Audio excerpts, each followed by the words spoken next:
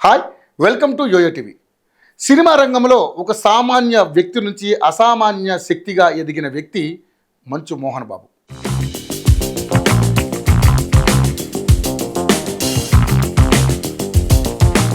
తెలుగు ప్రేక్షకుల గుండెల్లో సుస్థిర స్థానం సంపాదించుకున్న నిత్య నూతన కళాకారుడు, కళామ తల్లి ముద్దుబిడ్డ, కలెక్షన్ కింగ్, డైలాగ్ కింగ్, విలన్గా, హీరోగా, క్యారెక్టర్ నటుడిగా నటనలో వైవిధ్యాన్ని చూపించిన మోహన్ బాబు చిత్తూరు జిల్లా మోదులపాలెం గ్రామంలో 1952 మార్చి 19న జన్మించారు. ఈయన తండ్రి మంచు నారాయణ స్వామి నాయుడు, తల్లి లక్ష్మమ్మ. మోహన్ బాబు పూర్తి పేరు భక్తవత్సలం నాయుడు. మోహన్ బాబు తల్లిదండ్రులకు పెళ్ళైన చాలా ఏళ్ల వరకు పిల్లలు కలగకపోవడంతో శ్రీకాళహస్తి కొండ మీద ఉన్న భక్తనీయ స్వామి వద్దకు వెళ్ళి మొక్కుకున్న తర్వాత మోహన్ బాబు పుట్టారు. అందుకే ఆయనకు భక్తవత్సలం అని పేరు పెట్టుకున్నారు. మోహన్ బాబు తండ్రి గవర్నమెంట్ స్కూల్ టీచర్ కాగా తమకున్న 3 ఎకరాల పొలంలో తల్లి లక్ష్మమ్మ వ్యవసాయం చేస్తుండేది. తల్లికి వినికిడి సమస్య ఉన్నా కూడా మోహన్ బాబు 8 కిలోమీటర్ల దూరంలో ఉన్న స్కూల్కి భుజాలపై మోస్తూ తీసుకెళ్లేది. అయితే మోహన్ బాబుకు 3 తమ్ముళ్ళు, 1 చెల్లెలు కూడా ఉంది. మోదులపాలెంలోనే పాఠశాల విద్యను పూర్తి చేశారు. ఇంటర్మీడియట్ను తిరుపతిలో పూర్తి చేశారు. ఆ తర్వాత మెడ్రాస్లో BA చేశారు. YMC కాలేజీలో ఫిజికల్ ఎడ్యుకేషన్లో డిగ్రీని పూర్తి చేశారు. అయితే మోహన్ బాబు చిన్నతనంలో తన తండ్రి వాళ్ళ ఊళ్ళో వేసే నాటకాల్లో పాల్గొంటూ ఉండేవారు. అలా తండ్రితో పాటు మోహన్ బాబు కూడా నాటకాల్లో చెప్పే డైలాగ్స్ చెబుతుండేవారు. పౌరాణికానికి సంబంధించిన డైలాగ్స్ చెప్పడంలో మోహన్ బాబు దిట్ట. ఇలా మోహన్ బాబు చిన్నతనంలోనే నటన మీద ఆసక్తి ఏర్పడింది. అందుకే ఆయన పాండవ వనవాసం, షోలే సినిమాలను 32 సార్లు చూశారంట.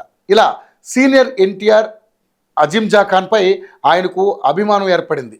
మోహన్ బాబుకు నటనపై ఉన్న ఆసక్తిని గమనించిన ఆయన తండ్రి సినిమాలోకి వెళ్తావా అని అడిగారు. దానికి మోహన్ బాబు వెళ్తానని చెప్పగా తండ్రి అడ్డు చెప్పలేదు, కానీ అక్కడ తెలిసిన వారు మనకు ఎవరూ లేరు కదా అనేసి ఊరుకున్నారు. దీంతో మోహన్ బాబు మెడ్రాస్లోని ఓ కాలేజీలో డ్రిల్ మాస్టర్గా చేరారు. కానీ ఆయన ఆసక్తి మొత్తం సినిమాలపైనే ఉండేది. అందుకే ఓవైపు ఉద్యోగం చేస్తూనే సినిమాలకు చెందిన వారితో పరిచయాలను ఏర్పరచుకున్నారు. అలా ఓ సినిమాకి అప్రెంటిస్గా చేరారు. అదే సినిమాకు దాసరి నారాయణరావు కో డైరెక్టర్గా, డైలాగ్ రైటర్గా పనిచేశారు. ఆ సినిమాలోనే దాసరి, మోహన్ బాబుల మధ్య మంచి పరిచయం ఏర్పడింది. అయితే ఈ సినిమాకు మోహన్ బాబుకు పనిచేసినందుకు 6 నెలలకు గాను 50 రూపాయల జీతం ఇచ్చారు. అయితే ఆ డబ్బులు సరిపోవని ఇంకాస్త కావాలని మూవీ టైంను మోహన్ బాబు అడగ్గా 3 పూటలా భోజనం పెడుతున్నాం, హైదరాబాద్ కూడా చూపించాం, నీ జీవితంలో హైదరాబాద్ను చూడగలవా అంటూ నిర్మాత మోహన్ బాబును తిట్టి పంపించారు. ఆ తర్వాత మోహన్ బాబు సినిమాలకు అసిస్టెంట్ డైరెక్టర్గా పనిచేయడం ప్రారంభించారు. ఆ సమయంలో వచ్చే డబ్బులు సరిపోక ఓ ఇంటి ముందు ఉన్న కారు షెడ్డులో ఉండేవారు. అక్కడ కూడా వర్షం పడితే ఆ షెడ్లోకి నీరు వచ్చి చేరేది. అవన్నీ భరిస్తూనే నెలకు 25 రూపాయలు అద్దె చెల్లిస్తూ ఆ కారు షెడ్లోనే మోహన్ బాబు ఉండేవారు. అలా 5 సినిమాలకు అసిస్టెంట్ డైరెక్టర్గా పనిచేశారు. అలా 1975లో మోహన్ బాబుకి విద్యాదేవితో వివాహం జరిగింది. దీంతో భార్యను తీసుకుని మోహన్ బాబు మద్రాసు వచ్చేశారు. అదే సమయంలో దాసరి నారాయణరావు స్వర్గం నరకం సినిమాను మోహన్ బాబు హీరోగా పెట్టి తీశారు. ఈ సినిమా సూపర్ హిట్ అయింది. ఈ సినిమాతోనే భక్తవత్సలం నాయుడు కాస్త మోహన్ బాబు అయ్యారు. మొదటి సినిమా హిట్ అయిన ఆయనకు హీరోగా అవకాశాలు రాలేదు. ఆ తర్వాత వచ్చిన భలే దొంగలు సినిమా చేశారు. ఇందులో కామెడీ, విలనిజాన్ని పండించారు. 1976లో కేవలం 3 సినిమాలు, 1977లో మొత్తం 8 సినిమాల్లో, 1978లో ఏకంగా 14 సినిమాల్లో నటించి మంచి నటుడిగా నిలదొక్కున్నారు. అలా అడపాతడపా హీరోగా అవకాశాలు వచ్చిన విలన్ రోల్స్ అవకాశాలు ఎక్కువగా వచ్చేవి. 1979లో 10 సినిమాల్లో, 1980లో ఏకంగా 25 సినిమాల్లో నటించారంటే అప్పట్లో మోహన్ బాబుకు ఎంత డిమాండ్ ఉండేదో అర్థమవుతుంది. 1980 నుంచి 90 వరకు మోహన్ బాబు హవా బాగా నడిచింది.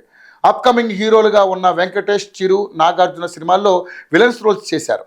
అలా ఒక పక్క సినిమాల్లో క్షణం తీరిక లేకుండా నటిస్తూనే 1982లో శ్రీ లక్ష్మీ ప్రసన్న పిక్చర్స్ అనే నిర్మాణ సంస్థను స్థాపించారు. తన నిర్మాణంలో మొదట ప్రతిజ్ఞ అనే సినిమా చేశారు. అలా నిర్మాణ రంగంలో కూడా రాణించారు. ఇదే సమయంలో మోహన్ బాబుకు మంచు లక్ష్మి, విష్ణులు పుట్టారు. ఆ తర్వాత ఆయన మొదటి భార్య మరణించింది. దీంతో ఆమె చెల్లెల్నే 2వ వివాహం చేసుకున్నారు. ఆమె మంచు మనోజ్కు జన్మనిచ్చారు. కెరీర్ పరంగా మోహన్ బాబు హీరోగా నటించిన చిత్రాలు బాక్సాఫీస్ వద్ద సంచలనం సృష్టించాయి. వాటిలో అల్లుడు గారు, రౌడీ గారి పెళ్ళం మోహన్ బాబుని హీరోగా నిలబెట్టాయి. ఆ తర్వాత వచ్చిన అల్లరి మగుడు, బ్రహ్మ, మేజర్ చంద్రకాంత్ సినిమాలతో వారు హీరోగా కలెక్షన్ కింగ్ అనే పేరు తెచ్చుకున్నారు. ఆ తర్వాత వచ్చిన పెద్దరాయుడు ఇండస్ట్రీ హిట్గా నిలిచింది. అంతేకాకుండా పెద్దరాయుడు సినిమా సాధించిన రికార్డులను ఇప్పటి వరకు ఏ తెలుగు సినిమా కూడా తాకలేదంటే అర్థం చేసుకోవచ్చు. ఇక శ్రీరాములయ్య, అడవిలో అన్నతో మోహన్ బాబు మరో నటుడిని ప్రేక్షకులకు పరిచయం చేశారు. వీటితో 216 చలనచిత్రాల్లో ప్రధాన పాత్రలు నటించారు. ఇలా స్వర్గం నరకం చిత్రం ద్వారా సినీ ప్రయాణం ప్రారంభించిన మోహన్ బాబు 573 చిత్రాలకు పైగా నటించారు. అలాగే నిర్మాతగా 72కు పైగా చిత్రాల్లో నిర్మించారు. సక్సెస్ఫుల్ నిర్మాతగా పేరు తెచ్చుకున్నారు. సినీ రంగానికి పరిమితం కాకుండా 1992లో విద్యారంగంలోకి ప్రవేశించి చిత్తూరు జిల్లాలోని రంగంపేటలో స్థాపించిన శ్రీ విద్యానికేతన్ ద్వారా పేద విద్యార్థులకు రాయితీ విద్యను అందిస్తున్నారు.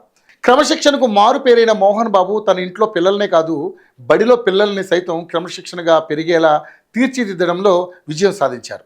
ఆయన మాత్రమే కాదు, ఆయన పిల్లలైన మంచు విష్ణు, లక్ష్మీ ప్రసన్న, మనోజ్ సైతం తెలుగు సినిమా ఇండస్ట్రీలో సినిమాలు చేస్తూ ప్రేక్షకుల ప్రేమను పొందుతున్నారు. పెద్ద కుమారుడు విష్ణు సినిమాలతో తెలుగు తెరపై తెరంగేట్రం, పలు సినిమాల్లో నటించి మెప్పించారు. ఒకవైపు సినిమాలు, మరోవైపు విద్యా సంస్థల బాధ్యతలు చూసుకుంటూ మా అసోసియేషన్ ప్రెసిడెంట్గా గెలిచి సినిమా ఆర్టిస్టులకు తమ వంతు సేవ చేస్తున్నారు. ఇక మంచు లక్ష్మి సైతం తండ్రి మోహన్ బాబు బాటలోనే నడుస్తోంది.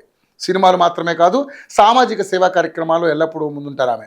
గతేడాది యాదగిరిగుట్ట పరిధిలోని కొన్ని ప్రభుత్వ పాఠశాలను కూడా దత్తత తీసుకుని తండ్రి పెంపకం అంటే నిరూపించారు. అలాగే సినిమాల్లో రాణిస్తూనే సమాజంలో ఆడబిడ్డలపై ఎలాంటి అవాంఛనీయ సంఘటనలు జరిగినా వారి కుటుంబం తరపున నిలబడి న్యాయం కోసం పోరాడే డైనమిక్ మంచు మనోజ్. ఇలా మంచు మోహన్ బాబు ఆయనే కాకుండా కుటుంబం అంతా సమాజ స్పృహ ఉన్న వారే కావడం గొప్ప విషయం. అయితే మోహన్ బాబు జీవితంలో విజయాలు, అపజయాలతో పాటు విమర్శలు కూడా ఉన్నాయి. ఆయన చాలా కోపదారి మనిషి, తోటి నటులపై చాలాసార్లు చేయి చేసుకుంటారన్న ఆరోపణలు కూడా ఉన్నాయి. ఇక మోహన్ బాబు ఆయన నట జీవితంలో ఎన్నో గొప్ప పాత్రలు చేసినా ఒక్క నంది అవార్డు కూడా రాలేదు. కానీ 2007లో పద్మశ్రీ వరించింది. మోహన్ బాబు ఆస్తుల విషయానికి వస్తే వేల కోట్లలో ఉన్నాయి. ఇక మోహన్ బాబు పొలిటికల్ జర్నీ విషయానికి వస్తే 2019లో వైసీపీ పార్టీలో చేరారు. దీంతో అంతా ఆయన మంచి పదవి లభిస్తుందని భావించినా అది దక్కలేదు. ఇప్పుడు ఇలా నటన విషయంలో గ్యాప్ వచ్చిన మోహన్ బాబు ఒకప్పుడు పాత్రలతో సంబంధం లేకుండా కేవలం నటనను నమ్ముకొని సినిమాలు చేసేవారు. ఇలా సామాన్య టీచర్ కొడుకు నుంచి కలెక్షన్ కింగ్ మోహన్ బాబుగా ఎదిగారు.